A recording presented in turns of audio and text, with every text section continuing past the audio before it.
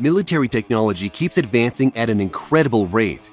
If you think back to World War II and see the weapons compared to today's weapons, it's simply mind-boggling just how far advanced things are becoming.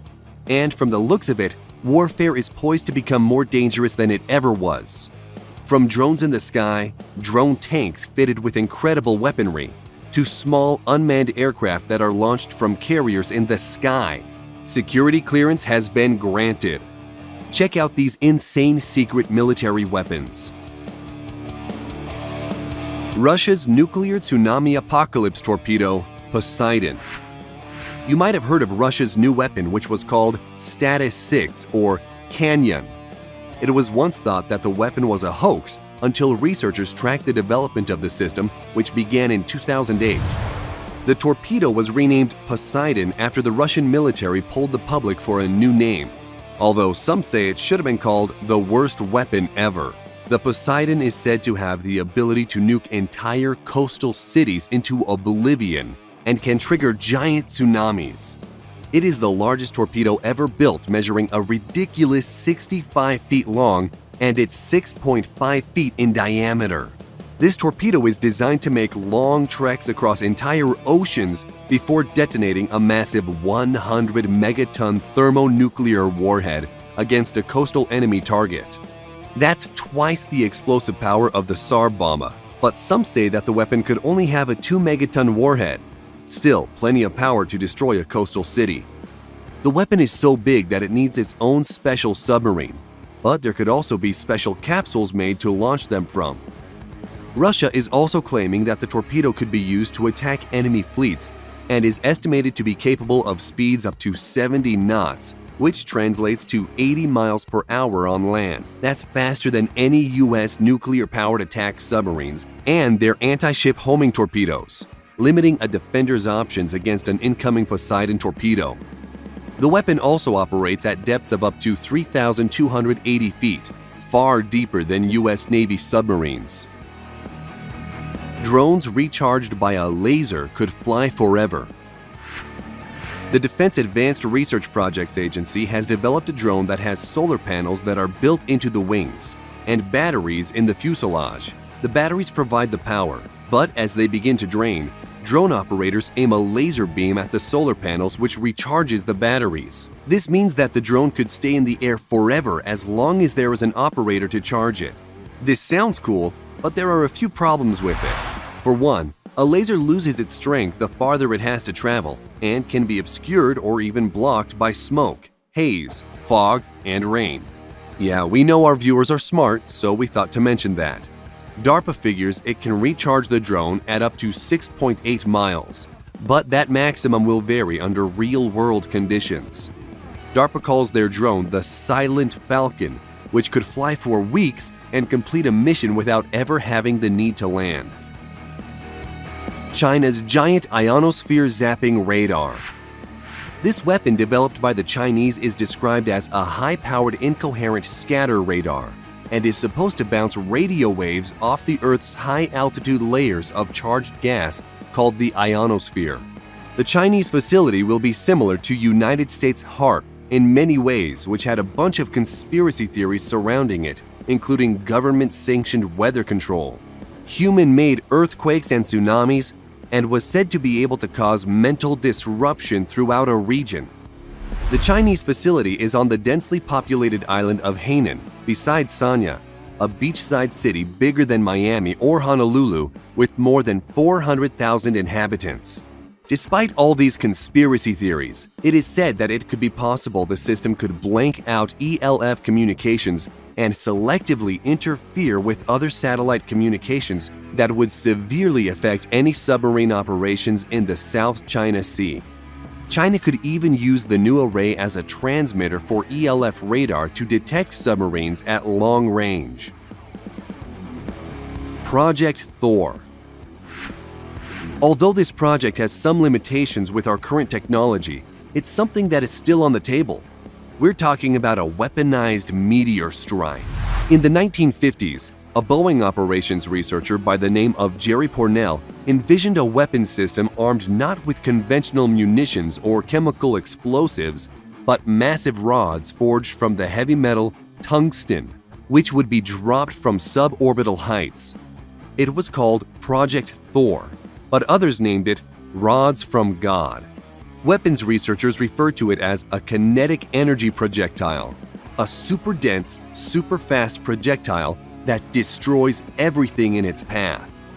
Imagine a 2,000-pound, 20-foot-long and 1-foot-thick tungsten rod about the size of a telephone pole dropped on a target from space and reaching sound barrier-breaking speeds.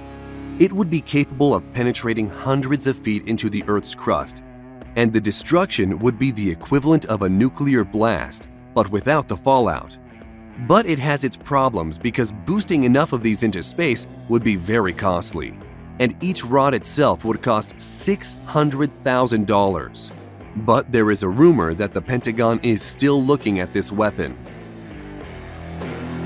Juliet Marine Systems Ghost. The Ghost is an advanced supercavitating stealth ship that reduces hull friction to 1/900th that of conventional watercraft.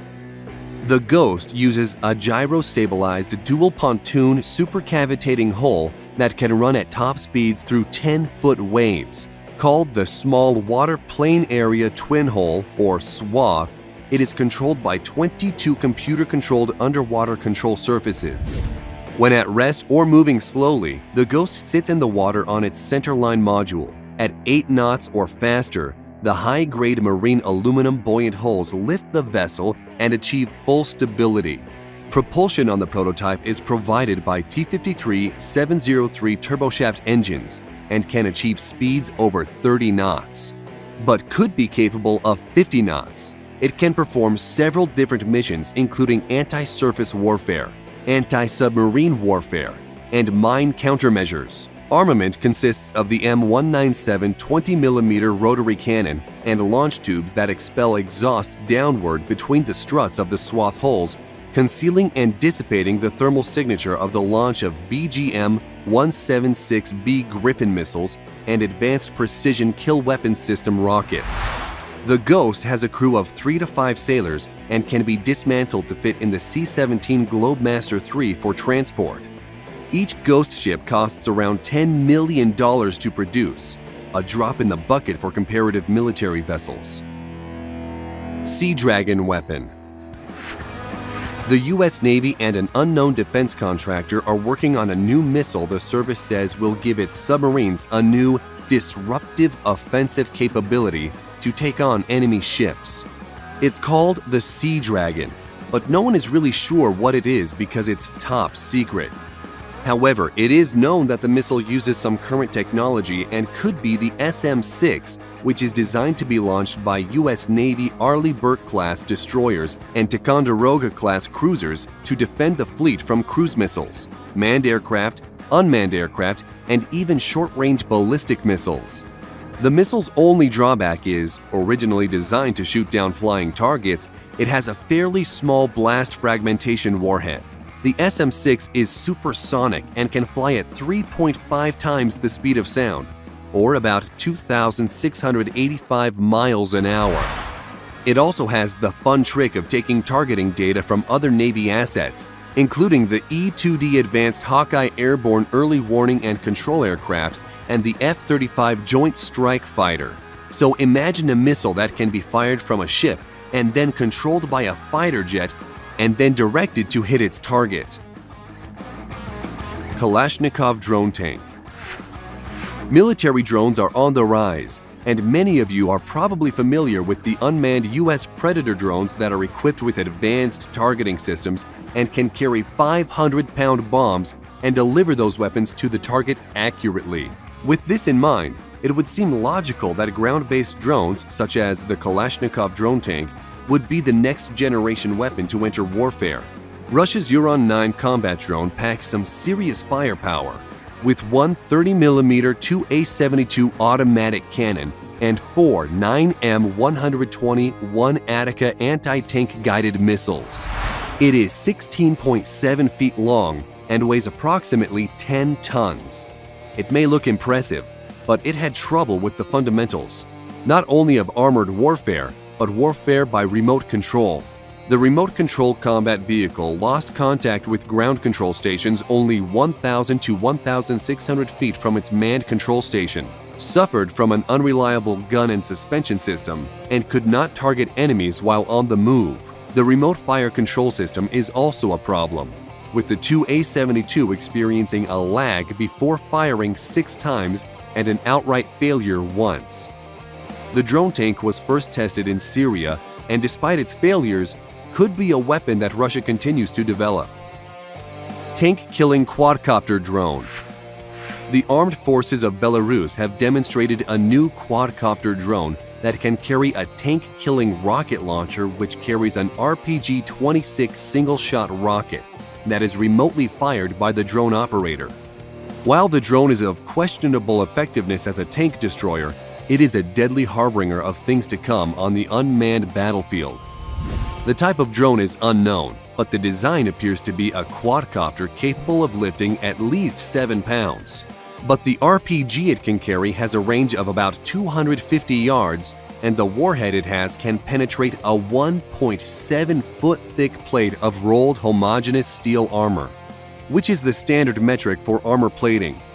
However, the RPG-26 can't penetrate enough armor to take out an American M1 Abrams main battle tank, at least not head-on anyway, and it probably can't penetrate the M1's flank armor either. But a rocket-firing drone could conceivably maneuver to shoot at the top or rear of a tank, where armor is thinnest. The Belarusian tank drone is the start of what could become a very uncomfortable trend for Western tankers. Iron Curtain. With the name of Iron Curtain, you might think this is a secret Russian military weapon, but it's not. The US Army is testing a system designed to protect military vehicles smaller than tanks from attacks. This Iron Curtain uses a combination of sensors and downward-firing projectiles to stop incoming rockets and missiles from striking vehicles by setting off their shaped-charge warheads before making contact with its target.